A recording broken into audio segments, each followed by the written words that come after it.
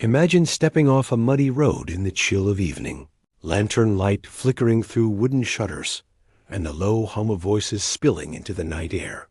You push open a heavy door and are greeted with warmth, smoke, laughter, and the smell of roasted meat. You've just entered a medieval tavern. For travelers, laborers, and even nobles in disguise, taverns were more than just places to eat and drink. They were the beating heart of medieval social life. Here, you might find merchants exchanging stories from faraway lands, peasants relaxing after a day in the fields, minstrels plucking tunes on worn strings, and perhaps even a knight quietly sipping ale before moving on to the next town. But what was it really like to eat in one of these lively, smoky, bustling rooms centuries ago? What would you see, smell, and taste? What foods were set on the rough wooden tables? How did people behave, and what stories unfolded within these walls? Tonight, we'll take a long, slow journey through the world of medieval taverns. From the hearty stews and coarse bread to the roll taverns played in politics, gossip, and everyday life, we'll explore every detail of this forgotten experience. Before we begin, I'd love to invite you to subscribe to our channel, History for Sleep. Here we bring the past to life in a calm, immersive way designed to help you drift off peacefully while still learning something fascinating. Be sure to leave a comment telling us what parts of history you're most curious about, or even when you like to listen, whether it's at bedtime, while traveling, or simply when you need a quiet escape. Your ideas inspire future videos, and I read every single one. So settle in, get comfortable, and let your imagination drift back to the Middle Ages. Let the crackling fire of the tavern warm your thoughts as we explore together what it was really like to eat, drink, and live in the heart of a medieval tavern. The road has been long, muddy, and exhausting. Your boots are caked with dirt, your shoulders heavy from the weight of the day, and the cool night air clings to your skin. Up ahead, through the misty dark, a glow flickers from the shuttered windows of a timber-bird building. The muffled sound of laughter and the faint echo of a lute guide your steps closer. With a deep breath, you push open the thick, weathered door, and the world of the medieval tavern opens up before you. The first thing you notice is the warmth. A great fire roars in the hearth at the far end of the room, and its smoke drifts lazily into the air, mixing with the sweet tongue of ale and the savory scent of roasting meat. The floor is covered with straw, dampened in places from spilled drink, and the wooden beams overhead creak as though groaning under the weight of centuries. Lanterns and candles flicker along the walls, throwing light across rough-hewn tables crowded with tankards, trenchers, and the elbows of men and women hunched over their meals. The noise is constant, but not overwhelming. Voices rise and fall like waves, laughter bursts out suddenly, and the clatter of mugs on wood punctuates the hum of the room. Near the fire, a minstrel plucks a worn string instrument, weaving a melody that nearly competes with the chatter. Somewhere in the shadows, dice roll across a tabletop, followed by a cheer and a groan. Every corner of the tavern is alive with movement, with people and with stories. You find yourself scanning the faces. A group of peasants in patched tunics sit with mugs of ale, their shoulders relaxed after long hours in the fields. At another table, merchants with slightly finer cloaks share news of trade routes and prices of wool, their voices lower, more deliberate. By the hearth, a man in a hood keeps to himself, sipping slowly from his cup, though the cut of his boots and the gleam of his belt buckle hint he is no ordinary traveler. Across the room, a pilgrim, his cloak dusty and his staff leaning against the wall, bows his head over a steaming bowl of stew as though it were a holy offering. The tavern keeper, stout and quick-footed, moves among the crowd with practiced ease, balancing mugs and platters, exchanging sharp words with the noisy, gentle ones with the weary, and always keeping one eye on the room. A woman at his side, perhaps his wife, carries a fresh loaf to a table, tearing off pieces to place into eager hands. Together, They run this space not just as a place of food and drink, but as the heartbeat of the community. As you move further inside, you sense the subtle currents that run through the tavern. Some come here to relax, to laugh, to lose themselves in the comfort of food and company. Others come for necessity, to eat and rest before returning to their work or their journey. And then there are those who come to listen, to hear the gossip, the whispers, the stories that pass like invisible threads through the smoky air. The tavern is more than shelter. It is more than food. It is a stage where every type of person, from humble villager to wandering knight, plays a part in the nightly drama of medieval life. You sit at a bench, the wood worn smooth by generations before you. A mug of ale is set before you, frothy at the brim, and its taste is sharp, earthy, and comforting all at once. The clamor of the room begins to fade as you settle in, your body softening into the warmth of the fire and the rhythm of voices around you. Here, for a moment, you are both observer and participant in a world that has long since vanished but still breathes through memory and imagination. This is your first step into the medieval tavern. Soon, you will not only see, but taste the meals that define the experience, smell the smoke and spices, feel the rough bread in your hands, and hear the laughter and quarrels that echoed long into the night. For now, you are inside, surrounded by the life of the tavern, a place that welcomed weary travelers, offered a seat to the poor, and kept alive the pulse of the Middle Ages. Once inside, and once your eyes have adjusted to the shifting candlelight, you begin to notice how the tavern itself is arranged. It is not an elegant place, not the sort of polished hall of noble courts or the decorated chambers of a monastery. Instead, it is rough, simple, and practical, shaped more by necessity and long use than by design. Yet in its simplicity, it carries a character of its own, a character that has become familiar to those who step across its threshold night after night. The first thing that commands your attention is the hearth. Positioned at one end of the room, or sometimes directly in the center, it is more than a fire for warmth. It is the beating heart of the tavern. Its flames leap high, casting flickering light across every corner, and the smoke drifts upward to escape through holes in the roof or through chimneys that never quite manage to contain it. Around this fire, much of tavern life unfolds. Food is cooked here, stories are told here, and weary bodies gather close in the cold months, huddled against its heat like moths to a lantern. The floor underfoot is a mixture of earth and scattered straw, changed when it becomes too foul, though often left longer than you might prefer. Each step is cushioned by it, and the sound of boots shuffling, benches scraping, and mugs thudding against tables is softened. It carries the sense of ale, of spilled stew, and of the years of footsteps that have pressed it down. Tables and benches, roughly carved from heavy wood, fill much of the space. They are long and communal, encouraging strangers to sit side by side, to share not just space, but meals, laughter, and sometimes quarrels. The wood is scarred by knives, burned by candle wax, and stained by ale, yet still it holds strong. At times, smaller tables sit near the walls, offering quiet corners for those who wish to keep to themselves, though privacy in such a place is never complete. The walls are of timber and wattle, sometimes plastered, sometimes bare, hung with the tools of the household or with a few decorations meant to bring warmth to the room.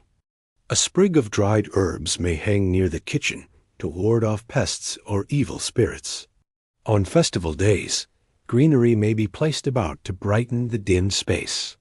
Windows are small, covered with shutters that block out the wind and prying eyes, and by night they offer little more than faint glimmers of the fire within to those passing by outside.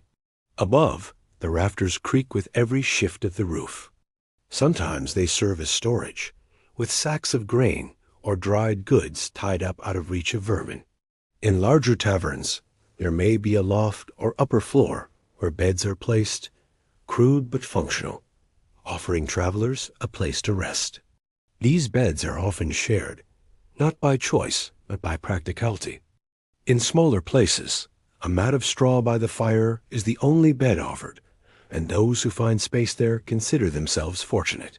At the back of the tavern, a small kitchen or work area hums with activity.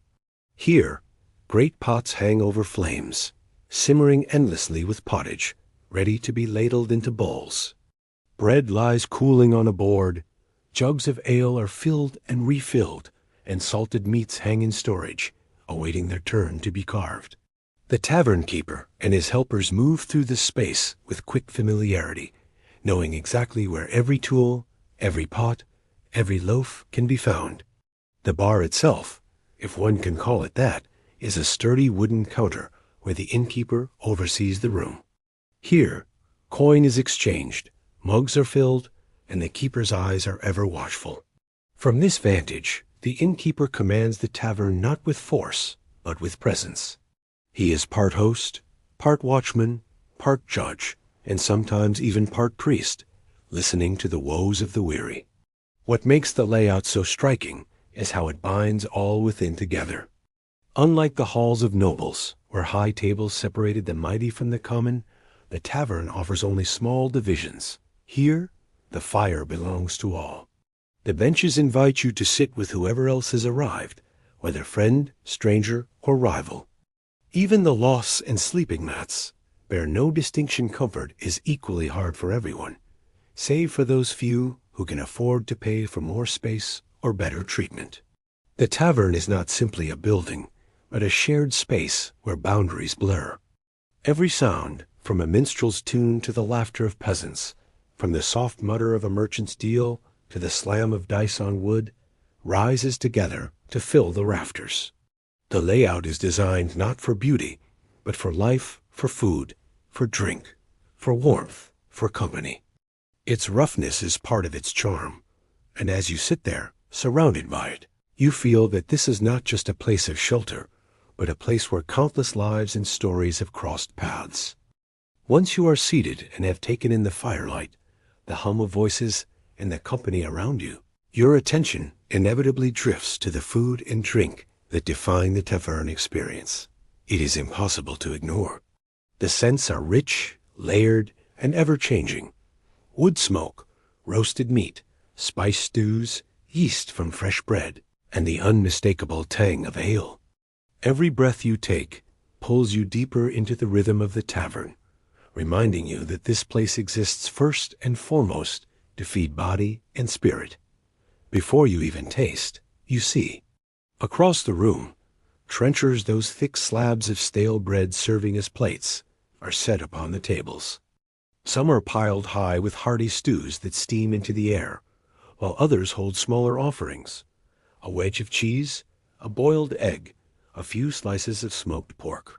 Wooden bowls and mugs are clutched in eager hands, and every few moments, a tavern maid or the innkeeper himself hurries past with fresh platters. Nothing matches in size or shape. Cups, knives, and spoons are all borrowed from daily life, each one different from the next. The unevenness adds to the sense of authenticity, a reminder that this is no courtly feast, but a meal for travelers and villagers. The first sip of ale is a revelation in itself. Unlike the polished, carefully bottled drinks of the modern world, medieval ale is raw, earthy, and alive. Brewed with barley, oats, and wheat, flavored with herbs when hops are not at hand, it is often cloudy, sometimes sweet, sometimes bitter. Yet it is safe, safer than water, which so often carries illness. Drinking ale is not just custom, it is necessity. Tankards clink together across the room, voices rise in laughter, and toasts are made not just to health, but to survival. The food that follows feels both humble and abundant. A steaming ladle of pottage, thick with peas, cabbage, onions, and perhaps a shred of meat, fills your trencher. Its texture is rough, but the warmth spreads through you at once, comforting after the chill of the road. Bread accompanies nearly everything, its crust hard and its center dense. You tear it apart with your hands, soaking it in broth, using it as both tool and sustenance. Cheese, sharp and salty, may be shared among companions, and the occasional cut of meat, roasted and dripping with fat, feels like a treasure placed upon the table. The sounds of eating are their own music. The scrape of knives against wooden boards, the slosh of ale poured from a jug, the murmurs of satisfaction, the bursts of laughter after a good swallow. Around you, people eat without pretense. Meals here are not about refinement or appearance. They are about filling the belly, sharing company, and finding comfort in flavors that, while simple, carry the strength of tradition. There is no separation between rich and poor in the act of eating here, only in the quality of what they receive. A noble traveler may afford fresh venison and fine wine imported from distant lands, while a peasant makes do with barley bread and a bowl of broth. Yet both sit within the same smoky room, warmed by the same fire, and to an outsider, both appear simply as people satisfying hunger. In this way, the tavern erases many distinctions, even if only for a night. The first impressions linger not just in taste, but in feeling. Eating in a medieval tavern is not just about the food on the table, it is about the shared experience of being part of a larger whole. The room hums with energy, alive with conversation and the clatter of bowls. The fire glows warmly on every face, and in that glow, the boundaries between traveler and villager, stranger and friend, begin to blur. By the time your trencher is nearly empty and your mug has been refilled, you realize that you are no longer simply watching the life of the tavern, you are part of it. The food is fuel, but it is also ritual. The ale is drink, but it is also bond. Together they form the very heart of what it means to eat in a medieval tavern, where every sense is engaged, every hunger met, and every guest, for a brief moment, belongs. If you want to understand the foundation of medieval food, you must begin with bread. It was not just a food, it was the food. For most people, bread formed the base of nearly every meal, the measure of survival, and the symbol of whether one's stomach would be satisfied or left aching with hunger. When you sit in the tavern and the innkeeper's wife brings out a coarse loaf, you are not simply receiving a side dish. Bread in the tavern was rarely white or soft. Instead, the bread of common folk was heavy, dark, and often made from whatever grains could be grown locally: rye, barley, oats, or a rough mixture of them all. Its crust was thick and its center dense, sometimes almost gummy. But this was nourishment. It filled the belly, gave strength, and kept hunger at bay when meat or vegetables were scarce. The tavern made use of bread in a way both practical and ingenious. Often it was baked into large, flat rounds that could be cut into thick slabs known as trenchers. These trenchers served as both plate and portion. Stew or meat would be piled upon them, and as the juices soaked into the bread, the trencher itself became part of the meal. By the end of dinner, you had eaten not just what had been served, but the dish that carried it. For poorer tavern-goers, this was a blessing. Nothing was wasted, and the bread absorbed the richest flavors of the meal. Not all trenchers were eaten, however. In wealthier settings, the juice-soaked bread might be given to the poor or to servants waiting by the door. In taverns, whether it was eaten or discarded depended on the hunger of those at the table. A traveler who had walked all day would gladly tear into the sodden bread, licking the last of the broth from his fingers. Beyond trenchers, bread was also a measure of status. To eat white bread in a tavern was to show wealth, to demonstrate that you had coin enough to buy what others could not. Even in the dim, smoky air of the tavern, people noticed who had which kind of loaf before them. Bread was not just food. It was a silent declaration of one's place in the world. At times, bread was stale before it was eaten, and this too was put to use. Hard bread could be softened in broth or ale, stretched further than its fresh state would allow.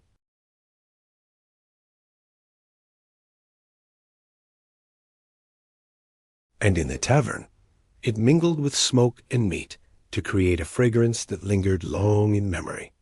When the tavern keeper's wife pulled around from the hearth, cracking open its crust, a hush might fall over the hungriest tables, for bread meant that the meal was about to begin in earnest.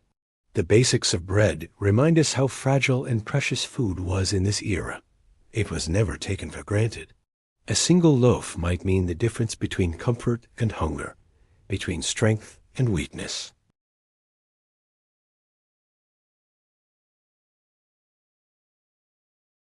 If bread was the foundation of medieval dining, then stew was its soul. In taverns across towns and villages, there was almost always a great pot simmering slowly over the hearth, day and night. Into it went whatever was available, whatever could be spared from the market, the garden, or the hunt. It was never quite the same from one day to the next, yet always familiar, always comforting. For weary travelers and hungry peasants alike, a steaming bowl of stew was the warm embrace of the tavern. The most common form of this dish was pottage. Pottage was not a single recipe, but a method, a way of stretching simple ingredients into something nourishing. At its base, it was water thickened with grains, such as barley or oats, flavored with vegetables like onions, leeks, or cabbage. On lean days, it might be thin and plain, hardly more than broth. On fortunate days, when meat or beans were added, it became rich and hearty, filling the belly with warmth and strength. You can imagine the smell as the pot bubbled gently at the hearth. Cabbage and onions gave a pungent edge, while carrots or turnips added sweetness. If a bone had been thrown in, the fat rose to the surface, shimmering in the firelight, promising a deeper flavor. Herbs, parsley, sage, thyme, and marjoram added their subtle perfumes, transforming humble fare into something almost magical. The tavern's hearth was never without such a pot, for it was the most practical dish to serve a crowd. A ladle could always be dipped in, a bowl always filled, no matter when a guest arrived. There was a rhythm to pottage that reflected the rhythm of medieval life. Ingredients changed with the seasons. In summer, fresh greens, beans, and herbs gave it a lively taste. In winter, it leaned on salted meat, dried peas, and root vegetables that could survive the cold. No matter the season, it was always there, always waiting, always a part of the daily table. For the poor, stew was survival. A bowl of pottage with a piece of coarse bread might be the only meal they received in a day. For the traveler, it was solace, a reminder that no matter how far from home they wandered, there was always something warm to be found by a tavern fire. And for those who could afford more, the stew became richer, layered with flavors of bacon, beef, or even chicken, if fortune allowed. The texture was thick, not smooth like modern soups. Each bite gave you something to chew: a bean, a shred of cabbage, a morsel of pork. It was rustic, unrefined, yet it nourished not only the body but the spirit. Eating pottage was not a delicate act. It was hearty, satisfying, an experience shared by everyone in the tavern, no matter their station. What made these stews remarkable was their continuity. The pot was rarely emptied completely. Instead, what remained at the end of the night would stay in the pot, and fresh water, grains, and vegetables would be added the next day. In this way, the stew became a living thing, constantly renewed yet always holding echoes of its past. To eat from the pot was to taste not just today's meal, but the memory of meals from days before. There were other soups too, thinner broths flavored with herbs, often served to the sick or to those who had little appetite. These were considered lighter fare, yet even they carried the comfort of warmth, especially on nights when the wind howled against the tavern walls and the cold crept in through the shutters. As you hold the wooden bowl in your hands, steam rising into your face, the first spoonful is a revelation. The broth is rich with the essence of vegetables and bone. The grains give substance, and the faint saltiness makes you crave another bite. It fills you not only with food, but with a sense of belonging, as though every person who has ever eaten pottage before you sits beside you in spirit, The stew is not elegant, not refined, but it is honest. It is the taste of survival, of resilience, of community. And in that medieval tavern, where hunger was always near and comfort was always fleeting, a bowl of stew could feel like a feast fit for kings. If stew was the dependable staple of the tavern, meat was the treasure that turned an ordinary meal into something remarkable. To see roasted flesh carried across the smoky room, to smell its rich scent mingling with the tang of ale, was to be reminded that life still offered pleasures, even in an age of hardship. Meat on the table spoke of fortune, of success, of moments when survival was not merely endured, but savored.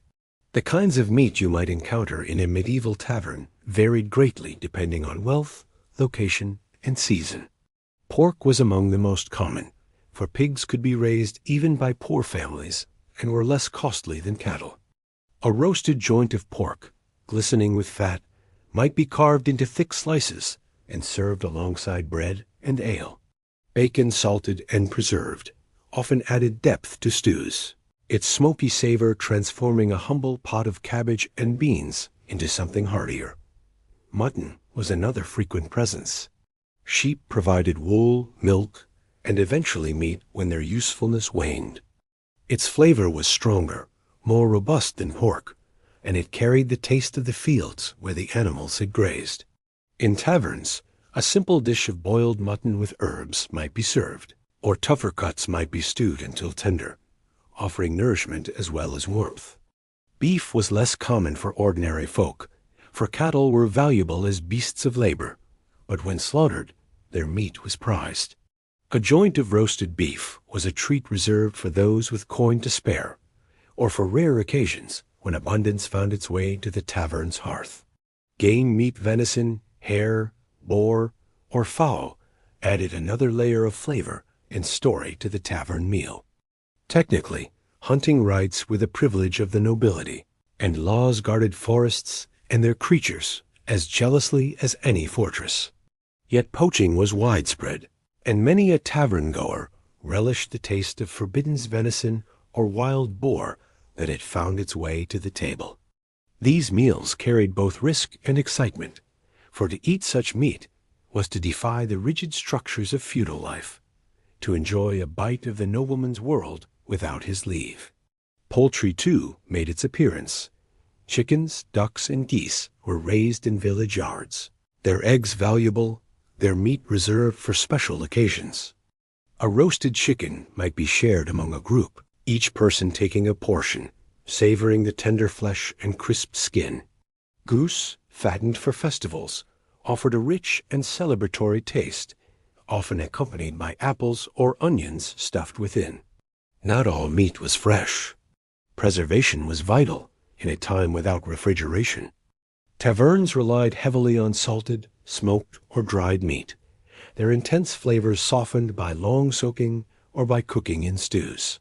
The salt cured the flesh, allowing it to last through seasons, though at the cost of tenderness. Still, to eat such meat was to stave off hunger during lean times, and in the tavern, it was accepted with gratitude rather than complaint. The presence of meat carried with it an aura of privilege. To sit at a bench and watch a trencher piled with pork, while your own held only pottage, could stir envy. Yet taverns were places of sharing as much as division, and sometimes a generous soul would pass down a morsel, or a group would pool their coins to afford a joint between them. The act of carving and passing meat became ritual, a performance of community, even within the boundaries of hunger. The taste was primal, grounding. Each bite reminded you of the effort it had taken to bring that flesh from field or forest to fire. You could taste the smoke of the hearth, the salt of preservation, the earthiness of the animals grazing. And as you chewed, you felt the rare satisfaction of fullness, the heaviness in the belly that promised strength for the days ahead. In the tavern, meat was not only food but symbol. It marked a feast, however humble. It marked fortune, however brief. To eat meat by the fire with ale in hand was to taste not just the richness of the animal, but the richness of life itself, fleeting and precious, savored one bite at a time. If meat was a sign of fortune and indulgence, then fish represented both necessity and devotion. In the medieval world, the rhythms of eating were not dictated by appetite alone, but by the calendar of the church.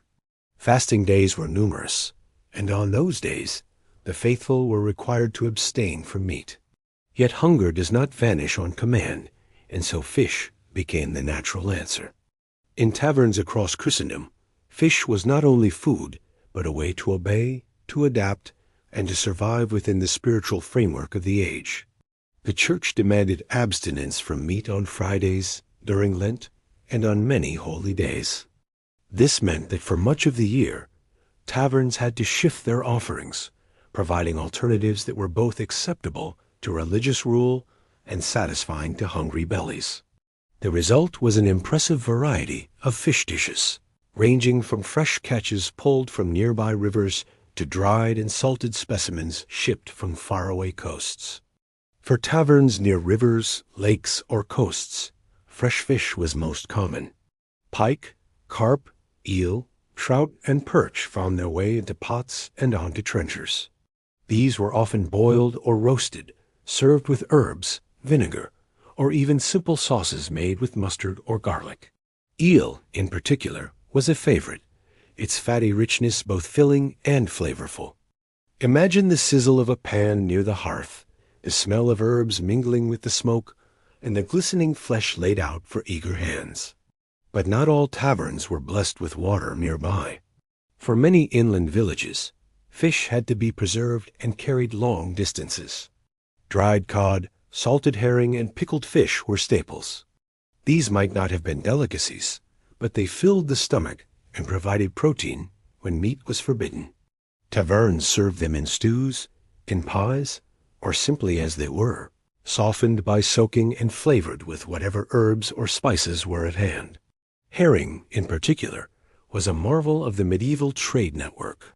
Vast quantities were salted and shipped across Europe, feeding peasants and kings alike.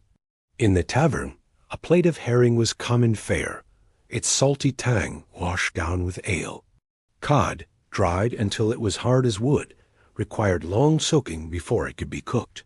Yet once prepared, it was hearty and nourishing.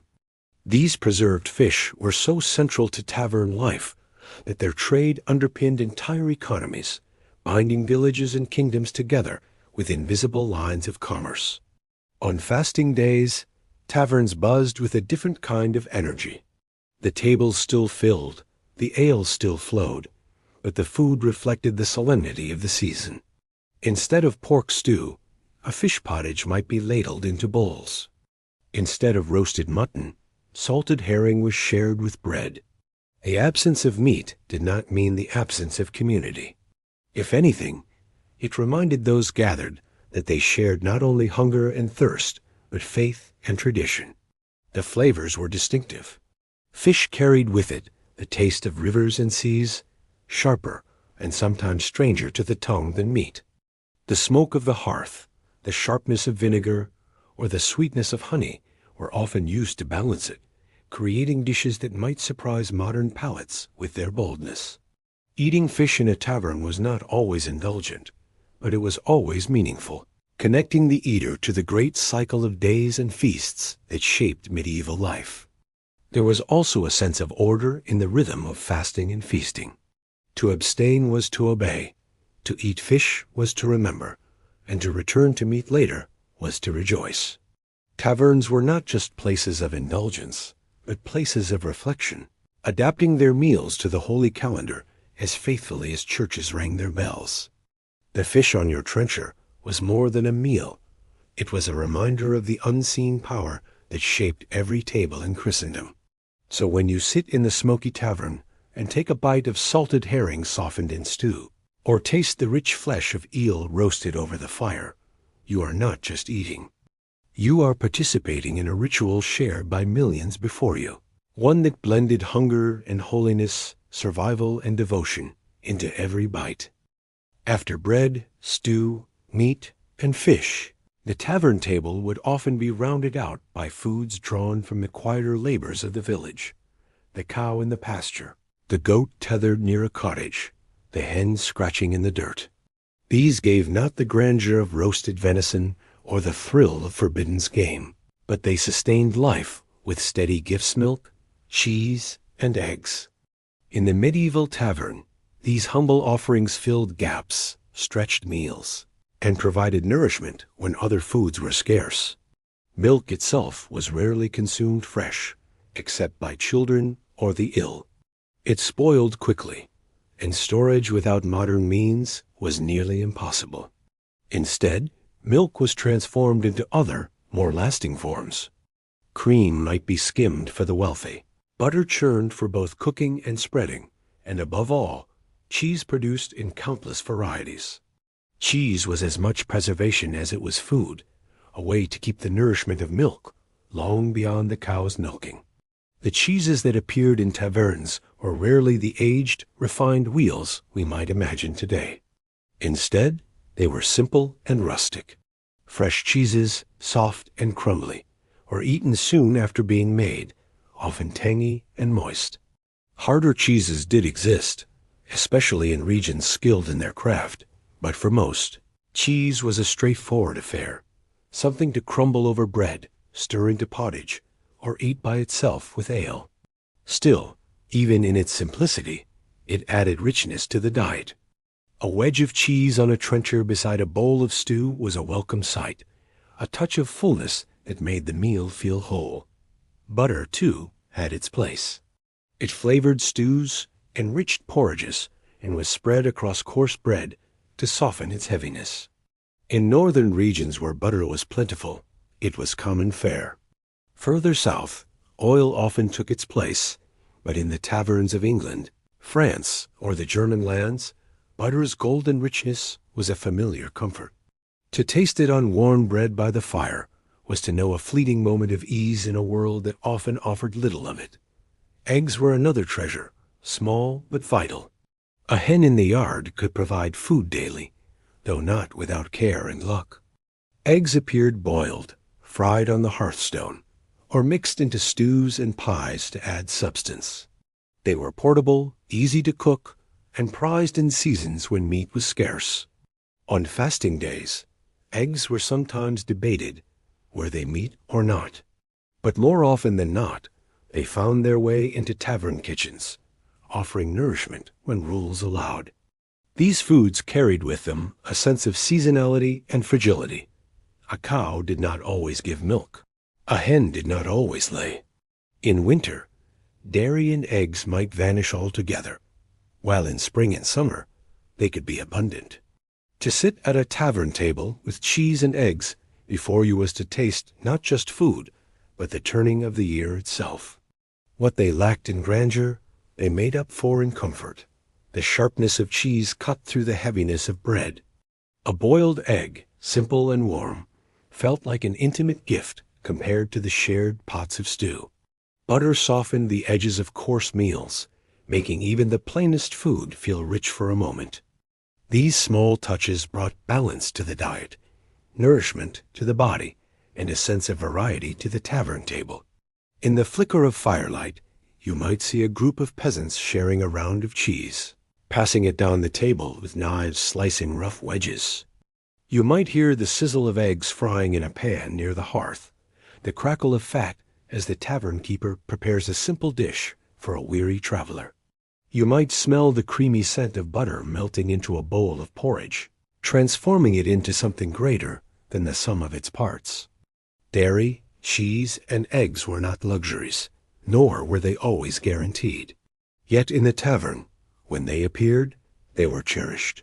They were reminders of the land's generosity, of animals that worked alongside people to provide sustenance, of the steady rhythm of life that moved from one season to the next. To eat them was to taste continuity, to taste resilience, to taste the quiet, enduring heart of medieval nourishment. While the tavern table was built upon bread, stews, meat, fish, and dairy, what truly elevated the experience, what transformed a simple bowl of pottage into something memorable, were the spices and flavorings that gave character to the meal. In the Middle Ages, flavor was more than a matter of taste. It was a reflection of wealth, of trade, of the wide world pressing its way into even the humblest of taverns. To sprinkle spice or to stir herbs into a pot was not only to make food more palatable, but to connect the eater to lands and people far beyond their own village. The most vital of all was salt. Without it, preservation of food would have been nearly impossible, and life in the tavern would have been unrecognizable. Salt was used to cure meat, to dry fish, to season stews, and to sharpen flavor in every dish. Its presence on the table was assumed, though its cost could vary depending on distance from salt-producing regions. To eat in a tavern without salt would have been rare, for even the poorest kitchen found ways to secure some measure of it.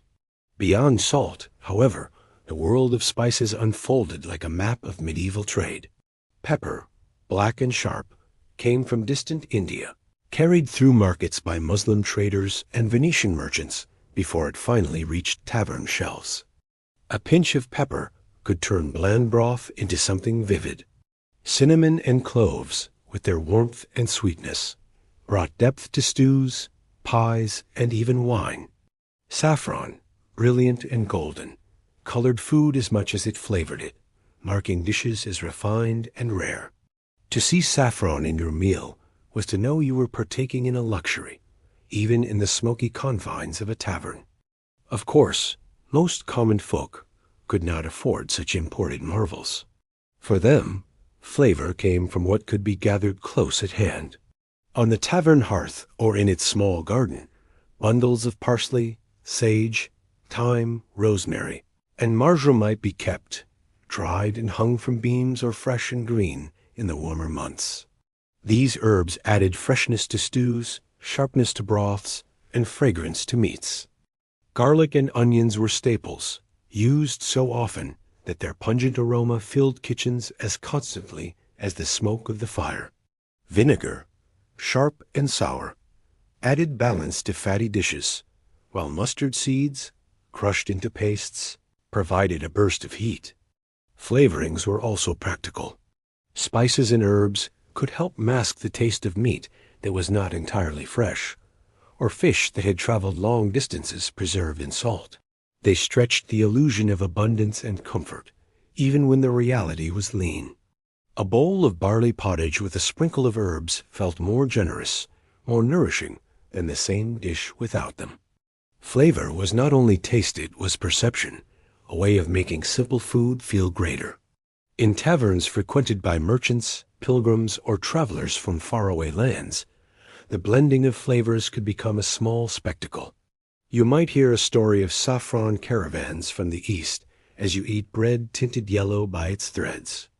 You might listen to a sailor describe spices traded in Alexandria, while the innkeeper sprinkles pepper over roasted meat. The tavern became, in this way, not only a place of eating, but a place of encounter with the wider world. Every spice told a story, every flavor carried a journey. Still, not all flavor was exotic or rare. Honey sweetened drinks and dishes, its golden stickiness drawn from local hives. Fruit, fresh or dried, lent sweetness and texture. Apples, pears, plums, and cherries might find their way into pies, while raisins or figs were folded into bread or stews. These were the accessible luxuries, the small bursts of sweetness that made life feel more generous than it often was. So when you sit at a medieval tavern table and taste your stew, you are tasting more than vegetables and grain. You are tasting salt carried from coastal flats, pepper traded across deserts, herbs grown in cottage gardens, and honey harvested from buzzing hives. You are tasting not only the work of the tavern, but the great web of trade, labor, and tradition that reached into even the humblest bowl. And in that moment, flavor is not just taste, it is history, alive on your tongue. If bread and stew sustained the body, it was drink that gave the tavern its spirit. No medieval tavern could be imagined without the clink of mugs, the froth of ale, and the hum of voices lifted in song or laughter after a few too many swallows. Drink was not a luxury here, was as essential as the fire, as constant as the straw on the floor. To sit in a tavern was to drink, and to drink was to share in the life of the community. The most common drink was ale. Unlike the clear, carbonated beers of the modern world, medieval ale was thick, cloudy, and often sweet, brewed with barley, oats, or wheat, and flavored with herbs before hops became common. It was hearty and filling, almost a food in itself.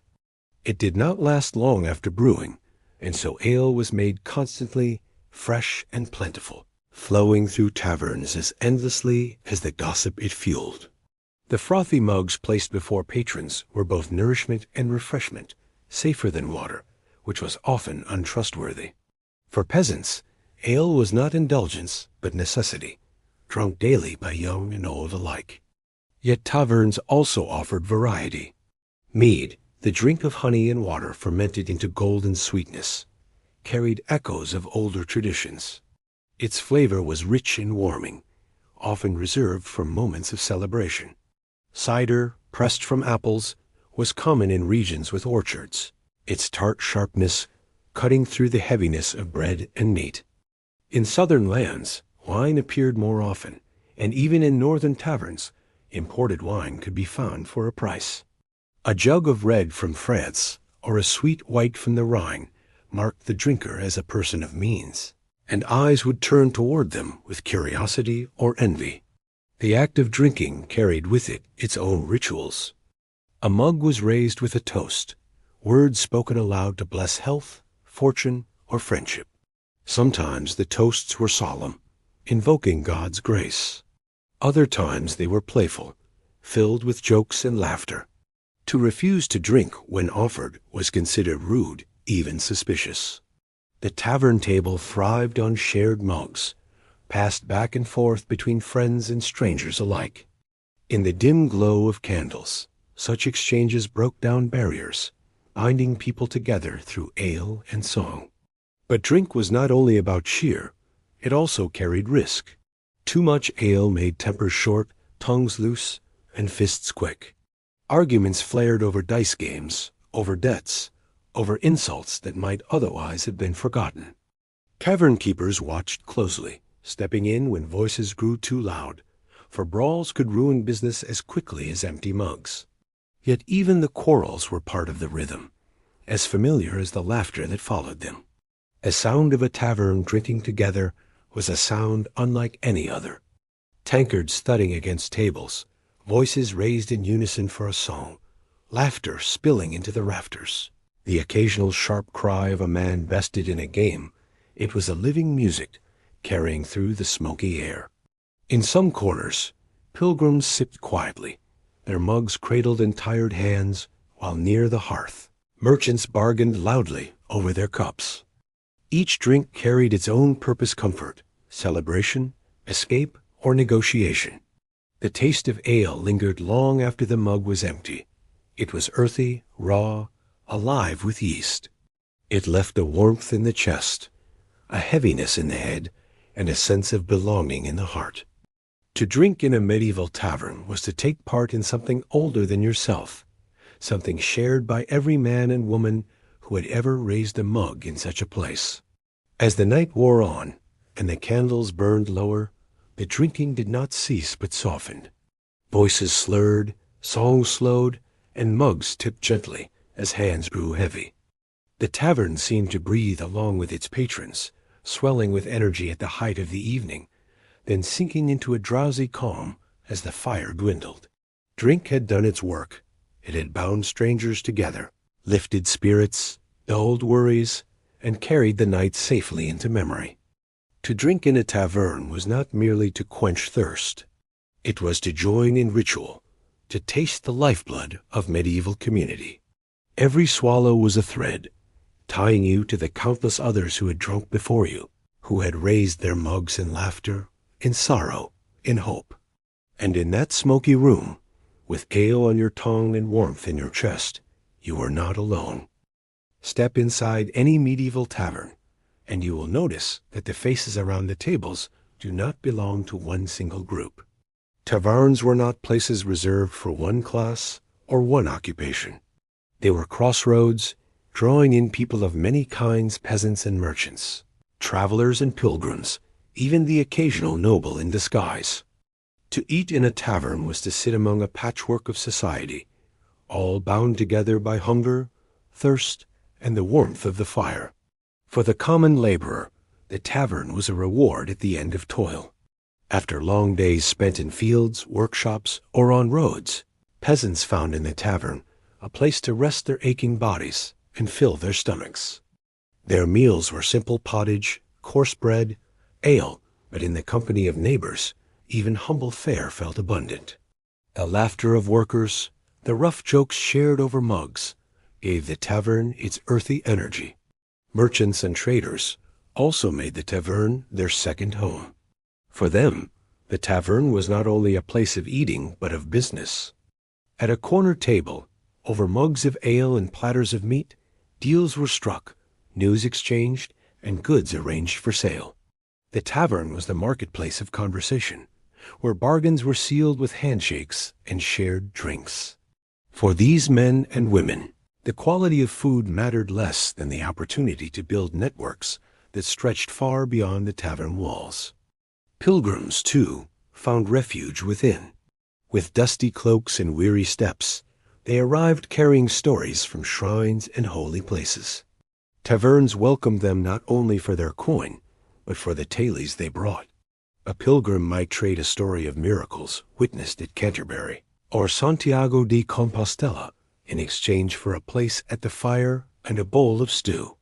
To eat beside a pilgrim was to hear the distant world echo through the tavern as smoky rafters. Travelers of every sort passed through, messengers on horseback, craftsmen seeking work, soldiers between campaigns. They brought with them novelty, accents, and gossip, enriching the tavern with the flavor of the road. Some stayed only for a single meal, others for nights at a time, sleeping in shared beds or on straw mats. In their presence, the tavern became more than a village haunt. It became a node in the greater web of roads and kingdoms. And then there were the higher-born, who sometimes entered in disguise. Nobles, knights, or wealthy men might lower their hoods, wear simpler cloaks, and slip into taverns to experience life beyond their estates. Whether out of curiosity, secrecy, or desire for escape, their presence added a strange tension. They might sit quietly, revealing little, or buy rounds of ale for the table, earning sudden cheer. For a moment, the tavern blurred the lines of status, binding all beneath the same smoky beams. Women were not absent, though their presence varied by region and custom. Tavern maids moved through the room with jugs and trenchers, keeping the business alive. Wives of innkeepers worked the kitchens, kneading bread, stirring stews, and managing accounts. Female travelers and pilgrims sometimes found seats by the fire, though often with cautious glances and protective gestures. In the tavern, all could find food, but women navigated its crowded energy with more care than men. What made the tavern remarkable was how these different groups coexisted, if only briefly. A peasant might sit beside a merchant, a pilgrim beside a soldier. They shared the same ale, dipped spoons into the same pottage, and listened to the same songs. Status still mattered, the quality of one's food. The richness of one's drink betrayed wealth, but within those walls, everyone participated in the same ritual of eating and drinking together. In that smoky hall, with fire crackling and mugs raised, distinctions blurred. The tavern was not the Lord's manor, where hierarchy ruled every seat, nor was it the church, where ritual divided priest from parishioner. It was instead a rare middle space, where humanity itself gathered, bound by hunger, drink, and the longing for warmth. To eat in a medieval tavern was not only to take food, but to share in society as great mingling, where every person, however briefly, became part of a greater whole. The tavern was never only about eating and drinking. Once hunger was sated and thirst softened by ale, the mind sought its own nourishment. Entertainment was as much a part of tavern life as bread and stew, filling the smoky air with music, laughter, stories, and games. In a world where books were rare, theaters scarce, and evenings long, the tavern became the stage on which people escaped from the hardships of daily life. The sound of music was perhaps the most constant companion to the tavern fire. Minstrels and wandering musicians earned their suppers by strumming lutes, plucking fiddles, or piping flutes, their songs weaving tales of love, loss, or legendary heroes. A weary traveler might set down his mug, close his eyes, and let the melody carry him away from mud and toil into distant lands of chivalry and wonder. Sometimes the whole room would join in the chorus of a well-known song, voices rough and uneven, yet bound together in shared rhythm. The rafters, blackened with smoke, seemed to vibrate with the harmony. Storytelling, too, filled the nights. Not every tavern had a minstrel, but every tavern had a talker. A soldier might recount battles fought far from home, his words half boast and half warning. A pilgrim might share tales of miracles seen on the road, or relics touched, each account sparking awe or skepticism among listeners. Villagers passed on local gossip in hushed tones, while merchants shared strange rumors of distant lands. Around the fire, stories became currency, traded as eagerly as coin. To be a good storyteller in a tavern was to win food, drink, and the admiration of strangers. Games were another constant. Dice rattled across wooden tables, their clatter followed by groans or cheers. Coins changed hands, sometimes fortunes in small measure won or lost in a night. Board games like tables, an early form of backgammon or nine-man's Morris, kept minds sharp and fingers busy. The laughter that accompanied victories and the muttering that followed losses added to the tavern soundtrack. Gambling could grow heated, and many a quarrel began with dice, yet tavern keepers tolerated it, for games kept patrons in their seats, their mugs never empty for long. Other amusements came and went depending on the night. A bard might perform a dramatic recitation, his voice rising and falling as the crowd leaned in. Jugglers or traveling performers sometimes made their rounds, tossing knives or balancing cups to earn applause and coin. On feast days, the revelry could spill beyond the tavern walls, with dancing in the street, songs shouted to the stars, and lanterns swinging wildly in the night air. The tavern was a place where boundaries loosened, where laughter was louder, and where seriousness slipped away with each swallow of ale. Even in the quieter moments, distractions abounded. Watching others was entertainment in itself. To sit at a table with your mug in hand and observe merchants arguing, peasants laughing, lovers whispering, and gamblers swearing was to witness theater without curtain or stage. Every tavern night was a play, performed not by actors but by ordinary people, and no two nights were ever the same. For the weary, entertainment also meant escape. To listen to a song or laugh at a joke was to forget, for a little while, the burdens waiting outside the tavern door, the fields that needed plowing, the debts that hung heavy, the wars that loomed. In that dim hall, with firelight flickering and music rising, the troubles of the world could be drowned in sound and story. The distractions of the tavern may seem simple by modern standards, yet they carried deep power. They stitched communities together, gave travelers memories to carry on the road, and filled the long medieval nights with more than silence. To eat in a tavern was to satisfy hunger, but to stay in a tavern was to feed the soul with laughter, music, and tales that lingered long after the fire burned down. Though the tavern often felt like a place of freedom, where laughter rose above the fire and mugs clinked without end, it was never entirely outside the reach of authority. Taverns were watched, measured, and regulated by towns, lords, and the church, for they were too important and too unruly to be left entirely to themselves.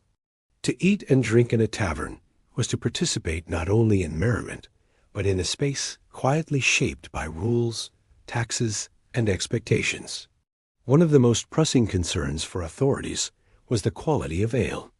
Ale was so essential to daily life that its fairness had to be guaranteed. Many towns had officials called ale conners, whose job was to taste and test the brew. They would dip bread into ale to see if it soured, or sit upon a bench soaked in the drink to test its stickiness.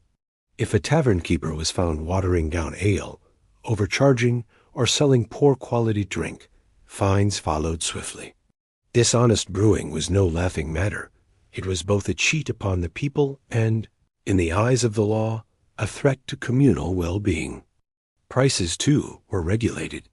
A tavern could not simply charge whatever it pleased. Councils set limits on the cost of bread, ale, and meat, trying to keep prices steady in times of scarcity.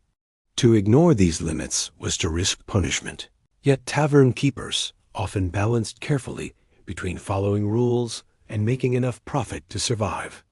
Behind the merriment of mugs and laughter, there was always a quiet negotiation with the rules of the town. The church, for its part, concerned itself with morality. Taverns were watched with suspicion, for where ale flowed freely, so too did temptation. Drinking to excess, gambling, and rowdy behavior were seen as sins, and priests warned their congregations of the dangers of wasting coin and virtue in such places. On fasting days, taverns were expected to alter their menus, removing meat and offering fish instead. Failure to respect such rules could bring the disapproval not only of authorities, but of neighbors who judged faith by what was eaten and when. Curfews shaped tavern life as well. In many towns, bells marked the hours when citizens were expected to return home. Taverns were often ordered to close their doors at such times, lest disorder spill into the streets. Yet human nature rarely bowed so easily to regulations. Many a tavern kept its hearth burning long past curfew, its shutters drawn to hide the glow, while laughter and songs carried faintly into the night air. Taxes also pressed upon the tavern. Ale was often taxed, meat weighed and measured for dues, and even the right to operate a tavern required payment to the lord or council. These fees ensured that taverns were not merely places of cheer, but contributors to the machinery of medieval governance. To sit at a bench with a mug of ale was, in some sense, to participate in a system of revenue that reached all the way to castles and councils. A tavern keeper lived at the heart of these regulations. He or sometimes she had to balance pleasing patrons with obeying officials, providing comfort while avoiding scandal, earning coin while keeping peace. It was a role requiring shrewdness as much as hospitality, for a single complaint could bring fines or closure, and a single misstep could turn a room of merry drinkers into a brawling mob. Yet despite all the rules, taverns flourished. Their energy could not be contained by law, only guided. The regulations existed less to suppress joy than to shape it, ensuring that bread was fair, ale was strong, and order was kept enough that life could continue. To eat in a medieval tavern was to taste not only food and drink, but the invisible hand of rule that stirred behind the scenes, keeping chaos at bay, just enough for merriment to thrive. To understand the medieval tavern is to understand its role as more than a place for food and drink. It was the hearth of the community, a space where news was exchanged, where bonds were strengthened, and where the life of a village or town beat most visibly. The church marked the sacred rhythm of existence. The market handled trade, but the tavern was where people truly met one another face to face, over bread, ale, and the stories that came between. Gossip flowed as freely as drink. The moment someone entered through the tavern door, their presence became part of the evening's chatter. A pilgrim from a distant shrine might be asked a dozen questions before he even set down his staff. A merchant with news from the coast would find eager listeners clustered around him, hungry for word of prices, politics, or storms at sea. Even a neighbor arriving late from the fields could be greeted with questions of how the harvest fared, or whether the Lord's men had passed through that day. Information was as vital as bread, and the tavern was where it was gathered and spread. It was also the space where disputes were aired. Farmers argued over boundaries, merchants bickered about debts, craftsmen debated prices. The tavern gave these quarrels both fuel and a stage. Some ended with angry words and a hasty retreat. Others were settled by compromise over shared mugs of ale. In this way, a tavern served as a kind of unofficial court, less formal than the Lord's Hall, but often more immediate, with the community itself as witness and judge. The tavern fostered unity, too. When a wedding was held, the feast often spilled into the tavern, with music and dancing lasting well into the night. At harvest time, workers gathered there to celebrate their toil, lifting mugs in gratitude for the grain safely stored. During festivals, the tavern was decorated with greenery, its benches crowded, its fire burning bright. These moments stitched the village together, making the tavern not just a building, but a symbol of shared life. In times of sorrow, the tavern offered solace. After funerals, mourners might gather there, drinking to the memory of the departed, their laughter and tears mingling in equal measure. When war or plague struck, the tavern became the place where fear was voiced, where neighbors sought comfort in the company of others. Even in hardship, the tavern gave a sense of togetherness, of not facing the darkness alone. Politics found its way into the tavern as well. The affairs of kings and lords seemed distant, but decisions made in castles often rippled down to the tavern bench. Taxes, wars, and edicts were discussed in low voices, sometimes with suspicion, sometimes with anger. Rebels and conspirators occasionally met under the cover of tavern noise, plotting in whispers while dice clattered nearby. To the authorities, taverns were places of potential unrest as much as fellowship, for ideas, once shared over ale, could spread with alarming speed. And yet, for all its wider importance, the tavern was also the heart of daily life. It was where friends laughed together after toil, where neighbors celebrated the small victories of the year, where love blossomed in glances exchanged across candlelit tables. In the smoky air, among the clatter of mugs and the warmth of the fire, community was not an abstract idea, but a living presence, experienced night after night.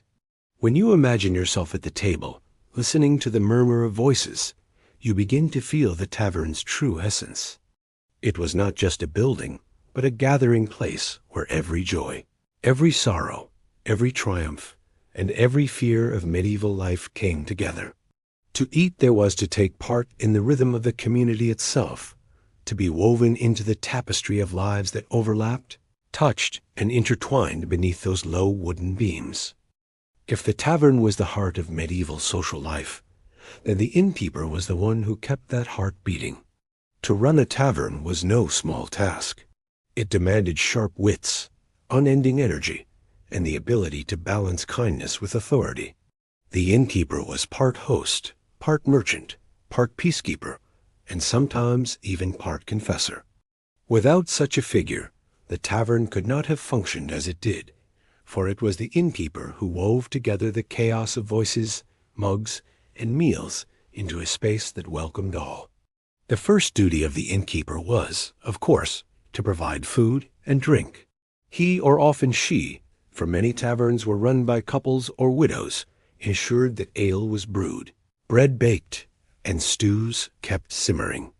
The innkeeper purchased supplies from local farmers, negotiated prices with merchants, and kept track of what was owed and what was paid. To walk into a tavern and find the table full, the mugs frothy, and the fire warm was the result of countless quiet tasks performed by hands that rarely rested. But the role went far beyond serving meals. The innkeeper was a gatekeeper of the community, deciding who was welcomed and who was turned away. He knew the locals by name, their debts and quarrels, their habits and secrets. He recognized strangers on sight, weighing whether they were pilgrims deserving of charity, merchants bringing profit, or troublemakers best shown the door. The innkeeper's gaze was ever watchful, sharp as any soldier's blade, for his livelihood depended on keeping order in a place where drink and tempers often collided. Peacekeeping was one of his most important skills. A tavern filled with ale and dice was fertile ground for quarrels. Arguments flared easily, and blows could follow quickly. The innkeeper had to step in at the right moment, firm enough to break up the fight, but not so harsh as to drive patrons away. Some carried clubs or staves, others relied on booming voices or the loyalty of regulars to keep troublemakers in check. In many cases, the innkeeper was respected enough that a single look could cool tempers before fists flew. Trust was another vital part of the role. Travelers left their purses and possessions in the innkeeper's care when they took lodgings. Merchants stored goods under his roof. Even secrets were confided to him in late-night whispers, for he was often considered a man of discretion. At the same time, innkeepers were sometimes suspected of passing information to local lords or authorities, for their ears caught everything and their words carried weight. To speak in a tavern was to assume the innkeeper would hear, and perhaps remember. The innkeeper's family often shared in the work. Wives and daughters managed kitchens, serving meals and tending to guests. Sons carried jugs, stabled horses, and hauled firewood. A tavern was not a solitary business, but a household enterprise, its survival resting on every pair of hands within it. To see a bustling tavern was to glimpse the labor of an entire family, their lives bound to the rhythm of strangers' appetites and thirst. For all this effort, the innkeeper's position was both respected and mistrusted. Respected, because he provided an essential service food, shelter, and drink in a world where these were never guaranteed. Mistrusted, because taverns were seen as dens of sin and innkeepers as profiteers from vice. Churchmen warned against their establishments, and laws regulated their prices and practices. Yet for all the suspicion, no village or town could do without them. The innkeeper remained indispensable, a figure both ordinary and central to the daily life of the community. Imagine sitting at a table in the tavern and catching the innkeeper's eye. Behind that glance lies years of experience measuring who is honest and who is sly, who can be trusted with credit, and who must pay up front, who needs another mug to lift their spirits, and who has had one too many already. He is the quiet conductor of the tavern's music, ensuring that voices rise in cheer rather than in rage, that the night ends in laughter rather than in ruin. In the end, the role of the innkeeper was not simply to serve, but to sustain, not simply to profit, but to preserve a space where community, comfort, and companionship could flourish. To eat in a medieval tavern was to partake of his labor, to sit in the space he shaped, and to be for a moment part of the world he kept alive with every loaf baked, every mug poured, and every quarrel calmed. For all the warmth of firelight, the cheer of songs, and the comfort of food, taverns were not always peaceful havens. Where ale flowed freely and strangers gathered shoulder to shoulder, conflict often simmered just beneath the surface. Disorder was as much a part of tavern life as bread and stew. The same energy that gave the tavern its liveliness could, with little warning, turn into a quarrel, a fight, or a full-blown brawl that left benches overturned and mugs shattered on the floor. The causes of conflict were many and varied. Dice and gambling were among the most common sparks. A man losing more coin than he could afford might accuse his opponent of cheating. Another might grow too proud of his winnings, boasting loudly until someone's patience broke. The rattle of dice on wood was often followed by raised voices, and sometimes fists soon after. Gambling promised excitement, but it carried the constant risk of violence. Ale itself was another culprit. Drink loosened tongues, weakened tempers, and sharpened insults. A man who might otherwise have nodded politely to his neighbor could, after too many mugs, call him a liar or a thief. Old grudges resurfaced in the haze of drunkenness, and minor slights grew into major affronts. The tavern's laughter could turn to shouting in the space of a heartbeat, the cheer of community dissolving into the chaos of conflict. Quarrels also arose from matters of honor. A careless word about a man's trade, his family, or his pride could sting deeply in a society where reputation mattered greatly. Travelers from different regions sometimes clashed over accents, customs, or rivalries carried from their homelands. Even disputes over seating or service could ignite into confrontation. Who received the best cut of meat? Who was served first? Who had coin enough for wine instead of ale? When tempers boiled over, the results were rarely quiet. Benches were pushed back, mugs swung like weapons, and straw scattered under boots as men grappled and shoved.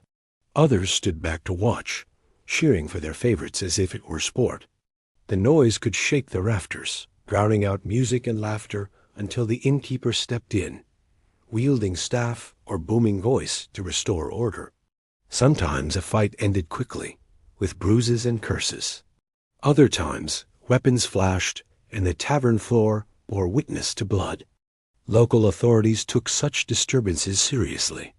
Taverns were required to maintain order, and repeated disorder could bring fines, closure, or worse.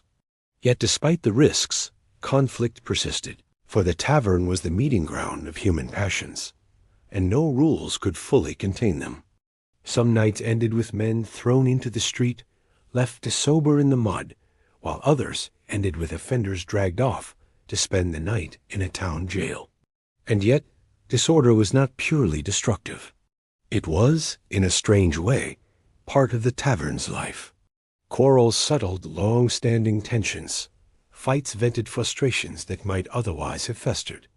A man who struck another in anger might buy him a mug the next night in apology, the bond between them stronger for having been tested. The tavern was not a place of stillness, but of living energy, and conflict was one of the many forms it could take. To sit in a medieval tavern was to accept this risk. You might come for bread and stew, for song and laughter, but you might also find yourself in the middle of a scuffle, your mug spilling as men shoved past, your bench knocked askew. For some, this was part of the tavern's thrill, the unpredictability, the rawness, the sense that anything might happen within those smoky walls. So when you picture the tavern, do not imagine it as always gentle or quiet. Imagine instead a space alive with every facet of human nature, joy and sorrow, laughter and anger, fellowship and rivalry. Conflict and disorder were not flaws of the tavern, but threads in its tapestry, reminders that it was a place where real life unfolded in all its rough, unpolished truth. For the weary traveler, the tavern was more than a place to eat and drink. It was a refuge, a sanctuary after days spent on dangerous roads. The life of a traveler in the Middle Ages was uncertain, marked by mud, weather, and the constant threat of bandits or illness. To come upon the glow of a tavern window after a long day was to see salvation flickering in the dark. Imagine trudging along a rutted road, your cloak heavy with rain, your feet sore from miles of uneven ground. At last, you spy the wooden sign swinging above a doorway, hear the faint hum of voices inside, and smell smoke rising into the night air. Pushing open the door, you are met with warmth and noise, and for the first time in days, you feel safe.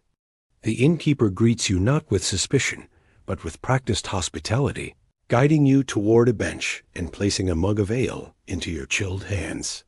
The meal for a traveler was often simple bread, cheese, and a bowl of stew, but it tasted like a feast after the hardships of the road. Each bite reminded you that you were alive, that you had made it through another day of travel. The fire dried your clothes, the ale softened your exhaustion, and the laughter around you reminded you that even in a world of uncertainty, community could be found in the most humble of places. Yet taverns were not only comfort. They carried risk for travelers, too. The shared tables meant sitting beside strangers whose intentions were not always honest. A merchant with too heavy a purse might find himself the victim of theft. A pilgrim boasting of his relics might wake to find them missing. To sleep in a tavern meant sharing space with others, often in a crowded loft where beds were few and bodies pressed close. Privacy was rare, and security was never guaranteed. Despite these dangers, travelers returned to taverns because they offered something the road never could: companionship. A night in a tavern gave you voices to listen to, stories to share, and faces to remember. Soldiers might recount their campaigns, pilgrims speak of distant shrines, and merchants describe strange markets across the sea. For a few hours, the tavern transported you beyond your own journey, connecting you to the wider world through the stories of others. The cost of lodging varied. Wealthier travelers might pay for a private chamber, though such luxuries were rare in modest taverns. More often, you shared a bed with another guest, or lay on straw spread across the floor. Cloaks served as blankets. Boots remained close at hand for fear of theft, and sleep was light, broken by snores, coughs, and the shifting of restless bodies. Yet even in such crowded conditions, the simple act of lying under a roof, protected from the elements, felt like comfort beyond price. For the pilgrim, the tavern was a station on the sacred road, a place to rest before the next holy site. For the merchant, it was an office as well as a bed, where deals could be struck by firelight. For the soldier, it was a respite between battles, a chance to feel human again before the march resumed. And for the lone wanderer, it was a reminder that the world was not only hardship, that warmth and food could still be found, if only for a night. Leaving the tavern the next morning, the traveler carried with them not only a full belly and a little rest, but also a memory of belonging. The smoky rafters, the murmurs of voices, the taste of ale, the crackling fire all lingered long after the road reclaimed them. And though another day of toil and danger awaited, the memory of that tavern night gave strength to the weary steps ahead. A tavern, then, was not just part of a journey, it was a destination in itself. To eat, drink, and sleep within its walls was to touch the very heart of medieval life, to know both its roughness and its generosity, its risks and its comforts. For the traveler, there was no greater gift than to find such a place at the end of a long and uncertain road.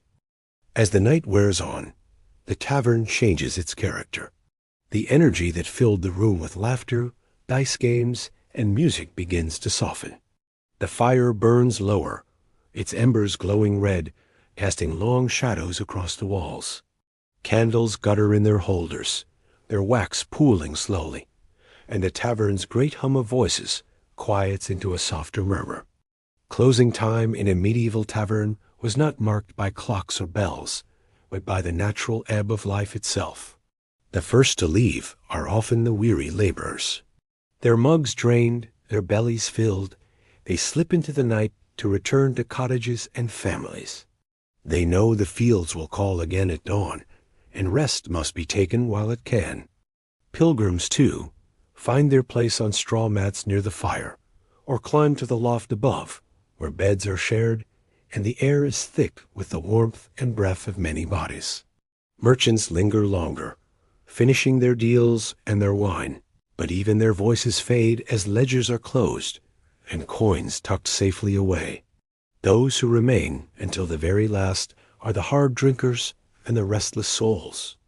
Their laughter grows more subdued, their songs slur into half-sung verses, and their mugs tip precariously in tired hands. Some lay their heads upon the tables, surrendering to sleep where they sit.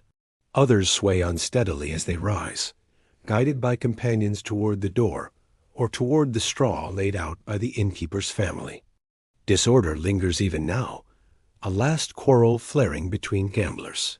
A muttered insult answered by a shove, but fatigue usually wins, and tempers fade with it. The innkeeper and his household move quietly through the room, gathering mugs, scraping trenchers, and banking the fire.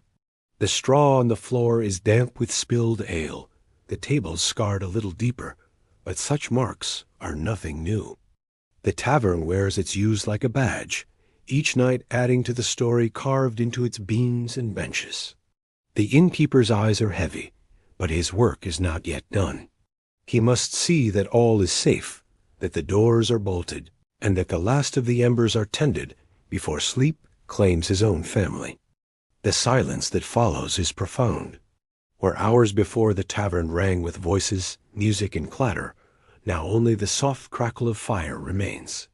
Outside, the village lies dark and still, the streets empty beneath the watch of the moon. Within, the tavern has transformed from a place of noise to a place of rest. The benches stand empty, the hearth glows gently, and above, the loft creaks softly with the shifting of travelers in their uneasy sleep. For now, though, it rests. The last candle fades, the fire sighs into embers, and the tavern waits quietly for dawn. To witness this moment is to glimpse the soul of the place, neither entirely wild nor entirely tame, but a balance of both, sustained by those who entered, ate, drank, and left their mark upon its air. Closing time is not silence. It is the memory of the night lingering in the beams, waiting for voices to return.